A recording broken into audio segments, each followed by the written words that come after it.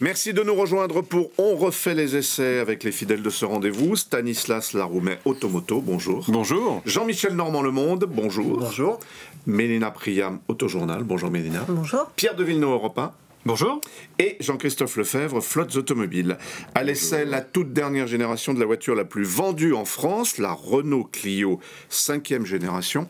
Deuxième voiture, je crois, la plus vendue en Europe derrière la Golf. Alors, Pierre, c'est un gros événement pour Renault, surtout en ce moment. Oui, quand on a vendu 15 millions de voitures dans 80 pays, il s'agit de faire un nouveau modèle qui ressemble, ou en tout cas qui reste dans la mouvance du modèle précédent. Pourtant, il y a une nouvelle plateforme, la plateforme CMF-B, avec 85% de pièces nouvelles. Il y a 50 kilos en moins sur cette voiture, où on a travaillé l'ergonomie, où les sièges, un peu comme dans les avions de ligne, vous savez, maintenant, voilà, on a gagné aussi sur la part des sièges. Volvo avait fait ça il y a quelques années quand on a sorti le XC90.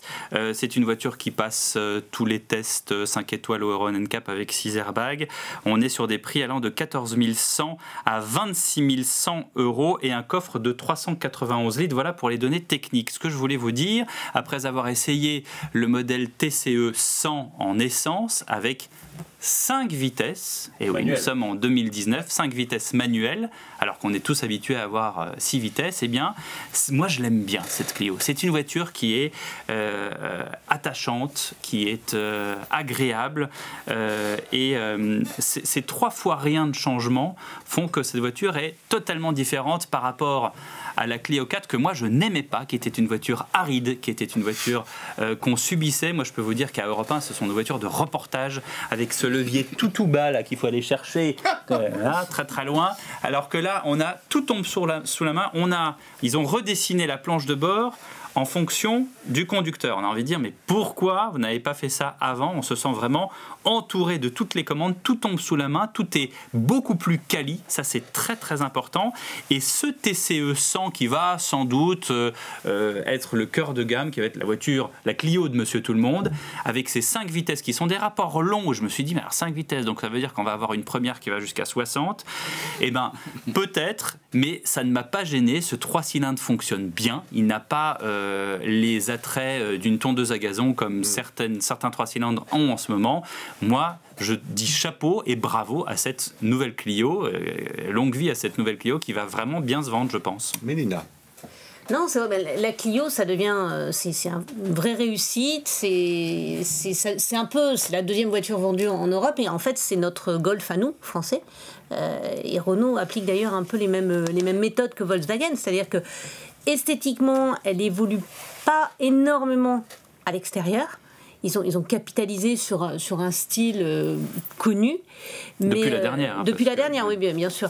Mais à bord, c'est vraiment nouveau. Il y a un gros progrès sur la qualité des matériaux, ce qui avait été beaucoup critiqué sur la précédente génération. Il y a une grosse mise à niveau des équipements, je dirais, technologiques qu'on attend aujourd'hui, même sur une petite voiture, avec des compteurs numériques, une grande dalle pour supporter le système multimédia. Et c'est vrai que l'ergonomie progresse énormément. L'habitabilité, pas vraiment, mais c'est assez logique parce qu'elle garde peu ou prou le même gabarit. Un petit peu plus grande à l'intérieur.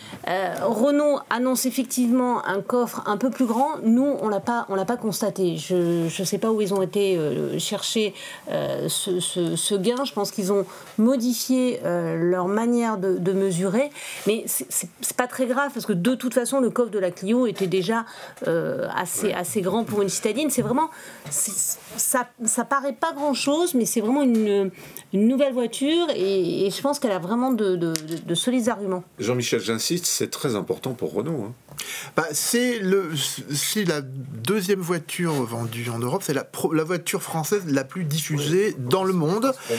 Non seulement c'est une voiture en termes de production qui est absolument essentielle, mais surtout quand on y regarde bien, c'est la seule voiture vraiment réussie dans la durée par Renault depuis 30 ans. Voilà. C'est-à-dire, c'est la voiture la plus brillante qu'ait fait Renault depuis 30 ans.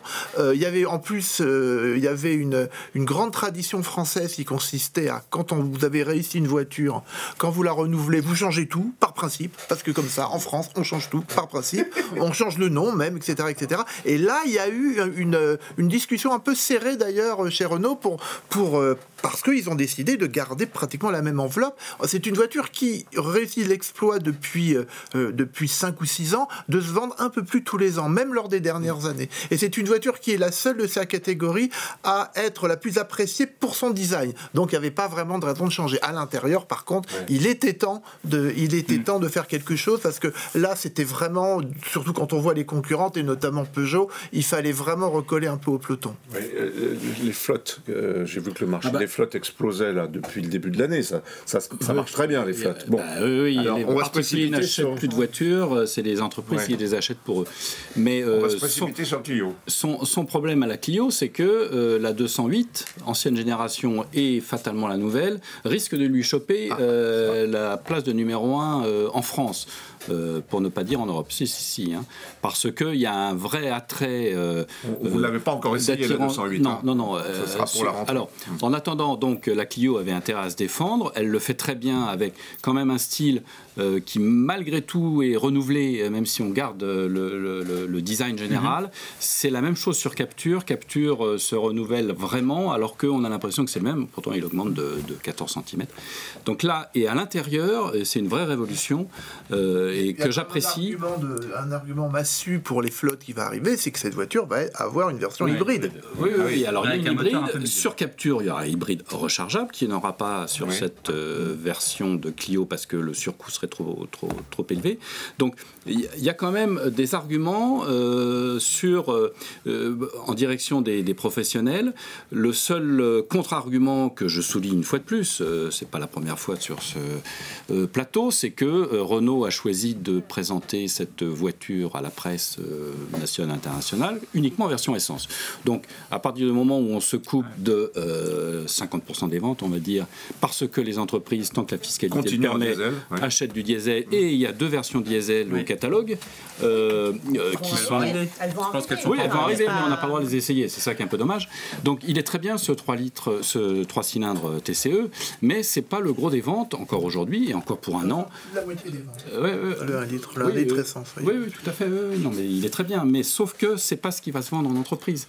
Allez, un mot de Stanislas, et on conclura avec... Moi, je félicite Renault pour cette nouvelle Clio, pour son habitacle, parce que là, pour le coup, ils ont vraiment, Jean-Michel l'a dit, enfin tout le monde l'a dit, c'est vraiment formidable. On les a critiqués pendant tellement d'années. Maintenant, on espère que ça va être très fiable, hein, parce que Renault a eu des problèmes de fiabilité ces dernières années, et on espère aussi que sa rivale française Peugeot ne lui fasse pas trop d'ombre, qui elle existera en électrique. Vous l'avez pas essayé, mais vous l'avez vu. Oui, on l'a vu. Alors on a tendance à la comparer à l'Audi 1. Peugeot monte vraiment en gamme, hein. C'est impressionnant. Mais là aussi, là pour le coup, en qualité de construction, en ergonomie et tout, j'ai un peu de mal avec l'énorme tablette là, on a l'impression d'avoir un iPad qui est posé, mais ça apporte un paquet de fonctionnalités vraiment très appréciables. Et je pense que ce qui est intéressant, c'est que les 2 autos, la Clio et la 208, vont jouer sur 2 registres vraiment différents. Et je pense qu'au niveau de l'ambiance intérieure, la Clio, c'est une voiture qui joue sur le côté chaleureux, attachant.